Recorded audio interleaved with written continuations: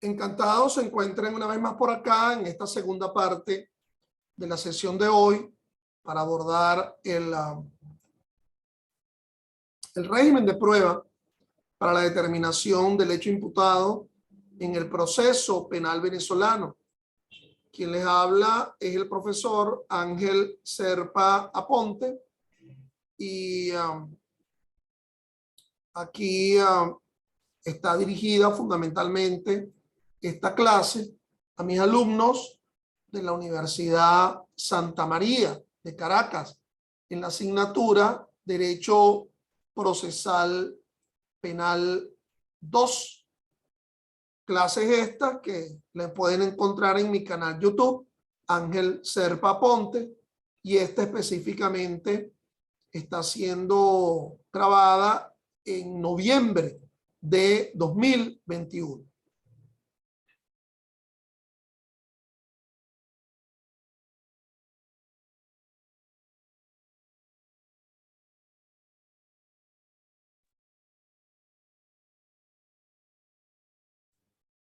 Disculpen, siendo que en la sesión anterior habíamos abordado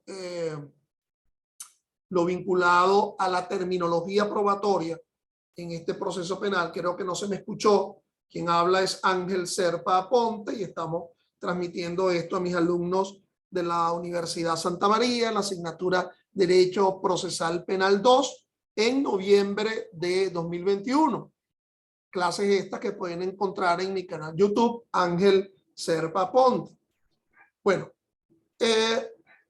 fíjense, frente al tema probatorio, mucho se ha escrito. Particularmente yo recomiendo estos 3 libros. Ya tengo tiempo haciéndolo cuando abordo el tema probatorio. Uno del doctor Roberto Delgado Salazar, un gran probacionista penal venezolano. Las pruebas en el proceso penal venezolano. Roberto no solamente tiene ese y otros libros en materia de prueba. Recientemente, en este 2021, acaba de publicar su nueva aproximación doctrinaria a la llamada prueba anticipada, esa que está regulada en el artículo 289 del COP. Pero también es importante acercarnos a la propuesta del siempre recordado, nos dejó este año 2021, pasó a otro plano y siempre lo recordamos, el doctor Eric Lorenzo Pérez Sarmiento, la dicotomía de la prueba en el proceso penal. Ay, Eric Lorenzo, si tuvieses aguantado un mes más ya con las vacunas que se están colocando. Pero bueno, sigamos adelante. Y el otro libro de este gran procesalista, de este gran probacionista español, Carlos Climent Durán, que se denomina La prueba penal. Son libros importantes en materia de prueba, pero es obvio que en esta asignatura, Derecho Procesal Penal, yo arrimo un tanto la brasa del asunto probatorio a su referencia procesal propiamente dicha.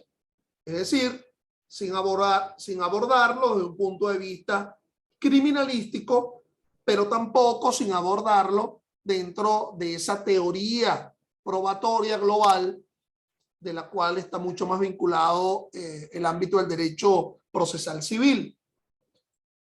Bueno, fíjense.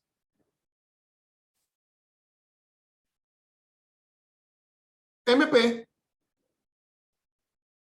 yo sé que muchos de ustedes dirán, ay, Ministerio Público. Y el chiste se me está volviendo repetido de tantas veces que lo he contado. Pues no, no es Ministerio Público. Son medios de prueba. Y ya en la sesión anterior hablaba yo sobre cómo debe considerarse la definición. Ese medio de prueba se va a transformar a lo largo del proceso en una especie de alquimia jurídica en prueba. Y si se transforma en prueba, es porque se le está dando cabida a las llamadas vías jurídicas que establece el 13 del COP cuando define la verdad material. Es decir, si el medio de prueba es porque se está reconstruyendo dentro del proceso un hecho que acaeció pretérитamente, que acaeció en el pasado, así como un hecho histórico, así como el acontecimiento que a través de la ficción del cine se quiere reconstruir en una película. Y entonces ustedes ven al comienzo de muchas películas, generalmente las buenas, las que son basadas en hechos históricos o que han ocurrido. No como esas que les gustan mucho a ustedes, las Marvel. Las Marvel están un poquito ahorita aguantaditas por la pandemia. ¿Ok? Esa película que dice based on true story, basado en una historia real o una historia verdadera, generalmente. Entonces,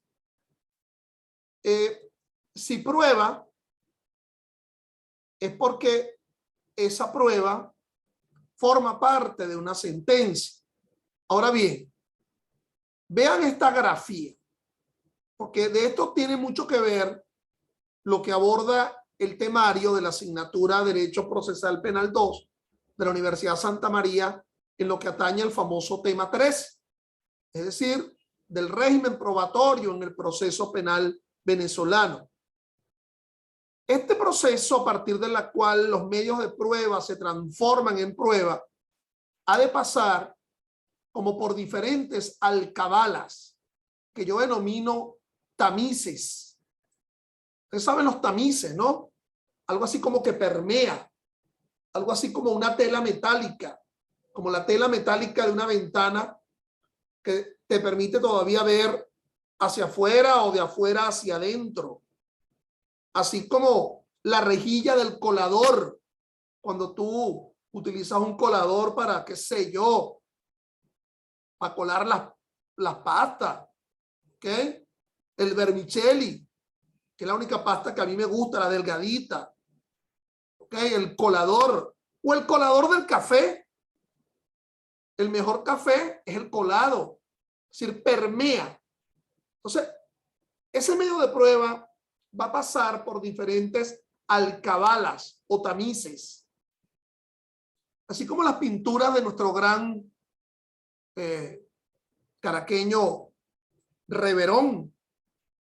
Ustedes ven los cuadros de Reverón y se dice que Reverón, Armando Reverón, es un impresionista tardío, porque ya cuando en Francia, ya del impresionismo, ya había quedado en las finales del 19 o en las primeras décadas del siglo XX, Monet, Renoir, Van Gogh, todos aquellos autores que si algún día se echan una visita a París, allá en el Museo de Orsay, van a encontrar todo un museo de pura obra impresionista. Así será de importante el impresionismo.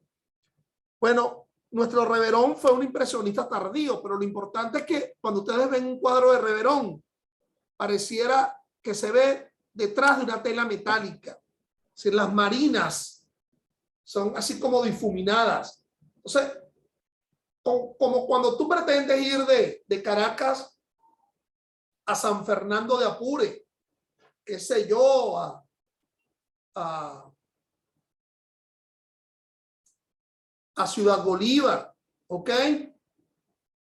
A Puerto Ayacucho, que tienes que pasar por diferentes alcabalas. Bueno, esas diferentes alcabalas tendrían que pasar para que podamos hablar que ese medio de prueba se transforma en prueba a lo largo de ese proceso. Entonces, la primera de esas alcabalas, de esa transformación, digamos, del medio de prueba en prueba, es la alcabala de la licitud. ¿Okay? Esa licitud que está descrita en el artículo 181 del Código Orgánico Procesal Penal y que mucho tiene que ver con una referencia constitucional. A ver, ¿cómo es esto de la referencia constitucional? Bueno, se dice que será nula toda prueba obtenida en violación al debido proceso. ¿Okay? Así establece el artículo 49, numeral 1 de nuestra Constitución. Será nula toda prueba obtenida en violación al debido proceso. ¿Y cuáles son las hipótesis de nulidad que establece la propia Constitución? ¿Cuándo podríamos hablar de la nulidad de esa prueba obtenida en violación al debido proceso? Por cierto que la frase se está quedando corta, porque cuando se habla de obtención de prueba, tendríamos que extrapolarlo y decir, no solamente obtención, se obtiene la prueba, pero también el ofrecimiento tiene que ser como conforme al debido proceso, pero también la admisión, pero también la producción probatoria y la apreciación probatoria ha de ser conforme al debido proceso. Me perdonan el pésimo ejemplo culinario. Es como el casabe. Tú obtienes para derivar un casabe, primero tienes que obtener la base del mismo, la materia prima de la cual se elabora el casabe. Y no es otro más que la yuca. La yuca, tú bien sabes que es una raíz. Y sin malas palabras, es un tubérculo. Tú lo obtienes de la tierra. No está sembrada como una fruta. Perdón, no está guindando en un árbol de una rama como una fruta. Tú lo obtienes de la tierra. Obtención de la yuca. Obtención probatoria. ¿De dónde lo obtuviste? Bueno, de un allanamiento, de la percepción del cadáver. Entonces, se obtiene. Esa yuca hay que rayarla. La rayada de la yuca para derivar allí esa ralladura que va a servir para otros productos. Entonces, bueno, esa prueba ya obtenida la tienes que ofrecer. O sea, aquí está la ralladura de la yuca. ¿Cuál sería esa primera oportunidad de ofrecimiento probatorio en la acusación? Si la acusación es la consecuencia de una labor de investigación en la fase preparatoria, para algo ha servido esa fase preparatoria 12.2, 12.3 del Código Orgánico Procesal Penal. Obtener los elementos que van a sustentar el convencimiento en la acusación. Fíjate que ahora reformaron el COP y en el acto de imputación se habla ahora de probabilidad objetiva de responsabilidad. En el acto de imputación 126A del COP, el fiscal cuando imputa a alguien es porque tiene probabilidad objetiva de responsabilidad. Ajá, pero el paso posterior es acusarlo como consecuencia de esa investigación. Hay una probabilidad hasta ahora exigua de cuánto, no sé, del 50, del 60%. Y el resto para llegar a un 100 es lo que se va a obtener en la fase preparatoria. Cuando se llega a ese 100% es porque se tiene una certeza y por lo tanto se presenta la acusación. Algo así como certeza objetiva de responsabilidad. ¿Y por qué sigue dejándolo de objetiva? Bueno, porque se está materializando en pruebas. No es supuesto. Allí está la declaración en sede fiscal. Allí está el resultado de la experticia. Allí está el resultado de la audiencia de prueba anticipada. Allí está la autopsia. Allí está el reconocimiento en ruedas. Entonces, se deriva un convencimiento. Pero estamos hablando de ilicitud como primer estamento. Dice de nuevo el 49.1 de la Constitución. Si es 49.1 porque está hablando del debido proceso. Es decir, es uno de los elementos conformadores de la garantía al debido proceso. Será nula toda prueba obtenida en violación al debido proceso. Por cierto, no es lo único que habla con respecto a la prueba, el llamado conocimiento oportuno de la prueba de cargo. También permitir una prueba de descargo, la que obraría más bien a favor del defendible, como un derecho, más no como un deber. Eres tú quien tiene que desvirtuar mi natural condición de inocente. Yo no tengo por qué probar nada. Tú desvirtúalo. Presunción de inocencia, 49.2 de la Constitución. Toda persona se presume inocente mientras no se le pruebe lo contrario. Comprobanza es que se desvirtúa. Ahora bien, esas hipótesis de nulidad de la prueba son las que establece el artículo 181 del COP. Es decir, las hipótesis de ilicitud probatoria son porque se obtuvieron violándose la intimidad, indebida intromisión en la intimidad, con coacción, con engaño, con tortura, con procedimientos ilegales. En fin, esas 16 hipótesis que maneja el artículo 181 y que pasaríamos como un mes dando disertaciones acá para abordar cuántas hipótesis casuísticas puede haber de ilicitud probatoria. Lo que quiero yo significar a los que les gusta rayar códigos y leyes, que cuando en el 49.1 de la Constitución dice será nula toda prueba obtenida en violación al debido proceso, ustedes le colocan ver 181 del COP. Y al lado del 181 del COP, ver 49.1 de la Constitución. ¿Ok? Entonces, eso no quiere decir, mis estimados, que si la prueba ya es lícita, ya tiene capacidad demostrativa, ya es eficiente para demostrar. No, son dos cosas distintas. ¿Okay? Puede ser muy lícita, pasó por el tema de la licitud.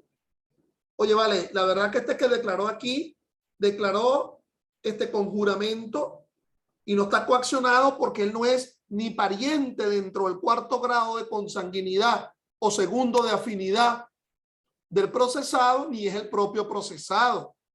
Oye, vale, pero es el coacusado que decidió delatar al otro. Ah, pero ¿cómo lo hizo? Déjame leer el acta. Dice, libre de apremio y coacción por propia voluntad, queriendo acogerme dentro del supuesto especial de la delación establecido en el artículo 40 del Código Orgánico Procesal Penal. Allí está la firma. Entonces, por lo menos está pasando por el tamiz de la licitud. Pero vamos a ver, porque hay varias alcabalas que tendrían que llegarse a cubrir para probar ese hecho. Hipótesis de ilicitud del 181. Aquí vamos a tocar un tema por minuto, no me pienso eternizar acá, que es un tema filosófico, digamos, importante, de posgrado, de maestría, de doctorado, de título de cuarto nivel, que es si es importante entender si hubo intención en la obtención probatoria, porque si no hubo tal intención en la obtención probatoria, las hipótesis de ilicitud como que se dejarían a un segundo plano. Me explico. ¿De dónde se obtuvo esa prueba? Del cuarto en donde había un incendio. Y entonces el bombero lanzó la escalera, quebró el vidrio para entrar al cuarto a apagar el incendio. Pero allí se encontró con la cantidad de droga. Ahí se encontró con que el dueño de la casa acababa de matar de un disparo, no por el fuego, acababa de matar con un disparo a su esposa. Imagínate tú quién encontró esa prueba. Alguien quien escaló, es decir, que ingresó a una morada por una vía no habitual, que sería la puerta. Entró por una escalera externa. Y encima de eso fracturó, rompió el vidrio para poder ingresar. Ajá, pero él ingresó allí, no era con una finalidad probatoria. Esa no era su intención, sino apagar un incendio. Inevitable discovery, descubrimiento inevitable, que lo percibió. Empeoremos el ejemplo. El policía que anda persiguiendo a otro que acaba de cometer un delito y el otro se monta en una moto o en un carro y se va. Y el policía, como los policías aquí en Venezuela, no tienen carro, no tienen moto y está pasando un taxi. Y el policía lo que sí tiene la pistola, apunta al taxista y le dice, bájate del carro porque tengo que ir a perseguir a quien acaba de cometer un delito. El taxista se baja del carro, el policía ingresa, sigue persiguiendo al tipo que acaba de cometer un delito de significación. En el taxi, entre comillas, prestado. Y de repente el policía se voltea porque escucha como unos gritos y ve atrás en el taxi que está una mujer con las manos atadas y con la boca tapada. Es decir, que alguien que el taxista tenía secuestrado. O escucha unos golpes en la maleta. O abre la maleta y ve una cantidad de drogas. Él, cuando pidió el taxi, no era con la finalidad de obtener esa prueba, pero excepcionalmente la obtuvo.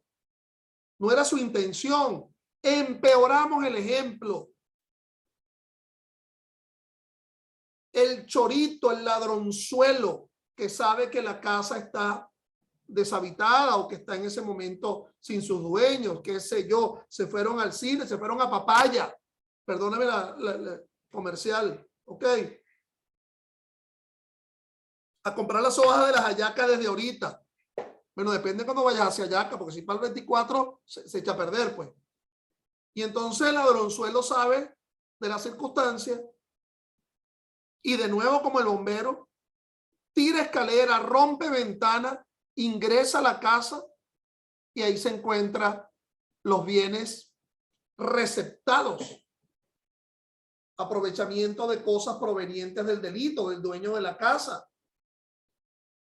O la mujer de servicio que la acaba de matar el dueño de la casa. O una cantidad de droga. Es el único testigo que tiene el Ministerio Público para probar nada menos que un ladrón que se metió a la casa. Su propósito era un propósito delictivo, no tolerado por el derecho. No tenía un propósito probatorio como tal. Por lo tanto, es que muchos se preguntan que frente al tema del 181, ilicitud probatoria, hay que analizar si hubo intención en la obtención probatoria. Y hay muchas teorías de la doctrina frente al tema, ¿no? Se habla de la tesis que he mencionado, el descubrimiento inevitable, ¿ok? Se habla de la teoría de la proporcionalidad, en fin. Pero en todo caso, si existe ilicitud en la obtención probatoria, esa primera alcabala, pues ni la pasaría, ¿ok?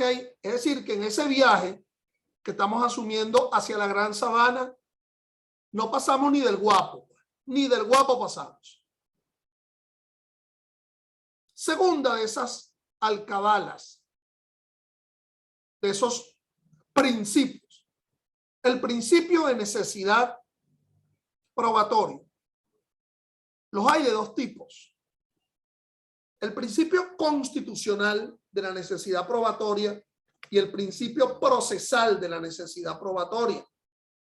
Se habla del principio constitucional de la necesidad probatoria expresado en el famoso 49.2 de la Constitución, la llamada presunción de inocencia. Toda persona se presume inocente hasta que no se le pruebe lo contrario. Es decir, la desvirtuación de la natural condición de inocente de alguien, disculpen este enredo, la desvirtuación de la natural condición de inocente de alguien siempre es con prueba. Se necesita la prueba para la desvirtuación de la natural condición de inocente de alguien. Condición de inocencia natural, así como quien dice: yo tengo el derecho a la vida, tengo el derecho a la propiedad, tengo el derecho a la libertad, tengo el derecho a que se me considere inocente. Solo desvirtúalo con prueba. Por cierto, que se habla en el 49.2 de la Constitución: toda persona se presume inocente mientras no se pruebe lo contrario. Yo en la frase anterior lo dije mal. Dije se le pruebe, pero eso está muy mal hecho. Dice se pruebe lo contrario, porque si yo le incorporo el le, se le pruebe lo contrario, pareciera que la desvirtuación de la natural condición de inocente siempre iría a surgir a partir de prueba distinta del propio procesado. Entonces, se le pruebe lo contrario. Es decir, con el testimonio de la víctima, del policía, la experticia, todo. Y eso no es así. Se dice no se pruebe lo contrario porque el propio procesado puede servir de fuente de la desvirtuación de su propia condición de no inocente. ¿Y eso por qué? La confesión. Espérate, Ángel Selva, pero aquí sí verá que te perdimos. ¿Qué estás tomando en ese vasito? No nos han dicho que la confesión desapareció, que eso formaba parte del sistema inquisitorio o inquisitivo. ¿No? ¿Quién ha dicho eso? La confesión existe siempre que sea libre de apremio y coacción, es decir, siempre que sea espontánea. Hay un instituto allí en el Código Orgánico, un procedimiento especial que se denomina la admisión de los hechos, artículo 375, como un procedimiento especial que se sustenta en la confesión. Por cierto, que se sustenta en la confesión, pero también se sustenta en la comparación, en el contraste de esa confesión con respecto a los otros elementos de la acusación. Dicho en mejores palabras, si un fiscal acusa sin prueba o con escasez probatoria, con escualidez probatoria, en la idea que el acusado admita los hechos y que por lo tanto esa admisión va a sustentar la tesis de convencimiento, ese fiscal no está convencido absolutamente de nada y el juez lo que debería dictar era el sobreseimiento, porque no hay una probanza en tal sentido. Si debe haber una robustez probatoria, una certeza de convencimiento fiscal en la acusación que ahora se maximiza con la admisión de los hechos. Pero es que salgámonos un tanto de la admisión. Alguien que crea que se está defendiendo y más bien lo que se está es incriminando a partir de una confesión no calificada. Dice, no, es que la muchachita de 11 años, que está muy desarrollada para su edad, se me encimaba y me buscaba. Y debido a eso, yo tuve ese encuentro sexual. Bueno, él creyendo que se está defendiendo, se está incriminando, porque objetivamente toda relación sexual, consentida o no, con menor de 12 años, implicaría un estupro, implicaría una violación.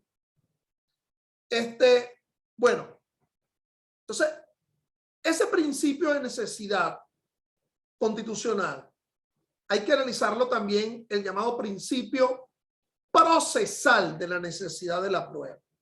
El primero es como para desvirtuar la condición natural de inocente, presunción de inocencia. El segundo, el principio de necesidad probatoria, es que el hecho necesita indubitablemente ser demostrado. Es decir, el hecho no es conocido. El hecho requiere una probanza, una demostración, una acreditación. El proceso del siglo XXI Es un proceso que podrá ser virtual, pero que tiene que ser por demostración.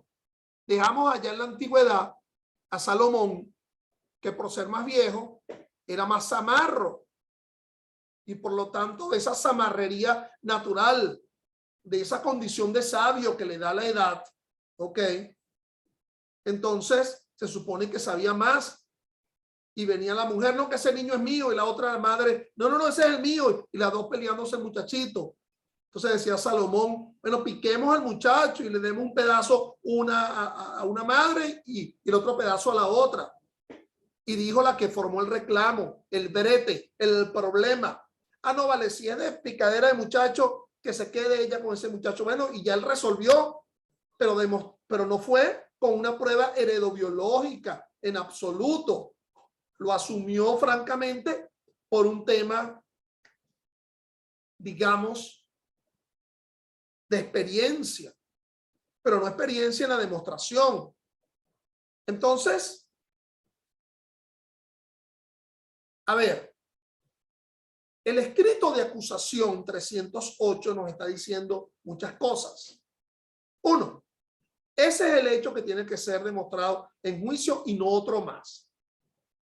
Dos, si se demostrara, la consecuencia jurídica es la calificación establecida en el propio hecho, casi como un reglamento de cocina, ¿ok? Como un reglamento para hacer un plato. Nunca en tu vida, ya que estamos en noviembre, todavía estamos como muy cortos para estar hablando de hallaca, no, y los reales ya están para pagar a defensores de extraditables, de defensor, a defenderme ante la corte penal. Olvidémonos de pernil y de las cajas clapas las hallacas. Pero bueno, en fin, es como quien va a hacer una hallaca con un reglamento o una receta de cocina. Lo primero, te compras el libro del doctor, del ingeniero Escanone, que ya tiene más de 100 años, el ingeniero Escanone, un ingeniero. Y entonces te lo explica todo. Entonces ya tú sabes la cantidad de harina pan, el tipo de hoja, ¿ok? Las alcaparras. A mí me gustan las hallacas caraqueñas. No voy a hablar mal de otra parte, pero las de Caracas, pues no hablar mal de ninguna otra gentilicio. O sea, esa acusación te lo va a decir todo. Ese es el hecho, eso es lo que se va a derivar si se prueba, pero además te está indicando ese hecho necesita ser probado. Detrás de una acusación, entre líneas, se verifica que yo como titular de la acción penal estoy convencido, pero que yo sé que ese hecho necesita ser probado frente a los demás. Volvamos a la lámina. Ahora bien, ¿cuáles pueden ser las excepciones a ese principio de necesidad? Necesidad, ser útil para el descubrimiento de la verdad. Hay dos, digamos, excepciones al principio de necesidad. Uno, por favor, y lo leen, el artículo 184 del COP, que son las llamadas estipulaciones. Es un instituto procesal casi excepcional en el proceso penal venezolano. Por cierto que mucha gente dice, se estipula la prueba. No, señor, eso es un error. Se estipula el hecho. ¿Qué quiero yo afirmar? Con las estipulaciones, ambas partes estamos de acuerdo, o la totalidad de las partes, estamos de acuerdo que ese hecho ocurrió. Ahí no tenemos ninguna duda. Y por lo tanto, estipulamos sobre no probar el hecho.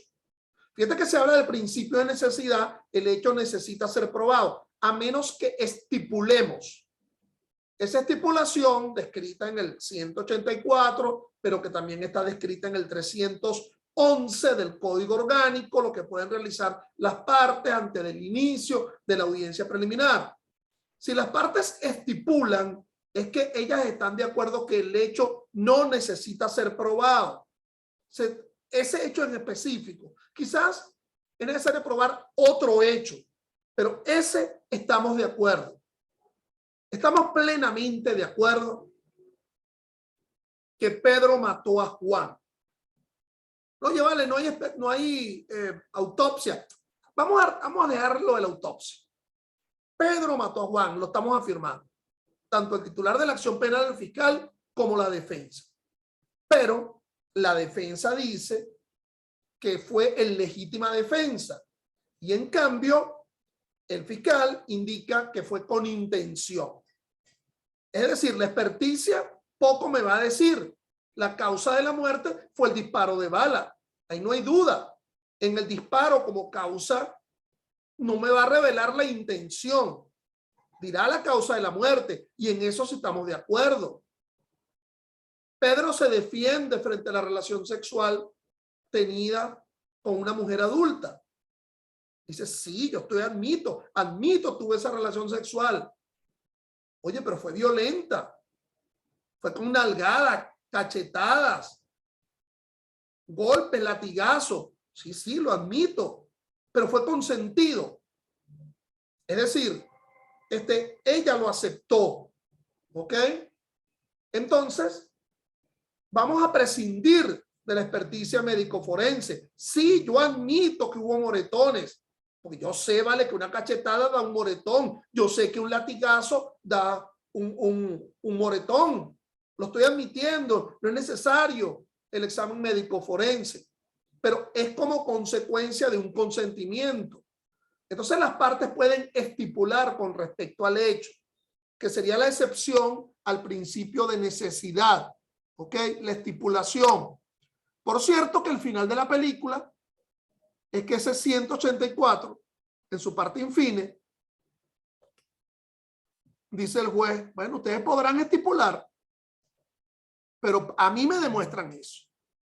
Es decir, a pesar de las estipulaciones, el juez puede insistir en que se le demuestre, porque a fin de cuentas, conforme al 13 y a los que les guste rayar el código, a la parte final del 184 podrán colocar ver 13 del COP y al lado del 13 del COP ver 184 infine. ¿Ok? Donde el juez insiste en la demostración. La otra gran excepción al principio de la necesidad probatoria es el llamado hecho notorio. Y los hay de dos tipos. La Sala Constitucional, en sentencia que publicó en la Gaceta Oficial del 12 de febrero del año 84, pero que además ya se encuentra presente en el 182 del COP, acepta el hecho notorio. El hecho notorio puede demostrar, puede conducir a una demostración, un convencimiento judicial. Ahora, el hecho notorio releva de prueba. ¿Ok? Yo querer demostrar que Caracas es la capital de la República. Es notorio que así es. ¿Ok?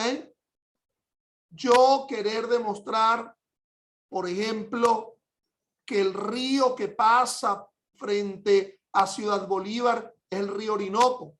A lo mejor no tengo un atlas, ¿verdad? Pero es un hecho notorio. Y el otro es el hecho notorio comunicacional.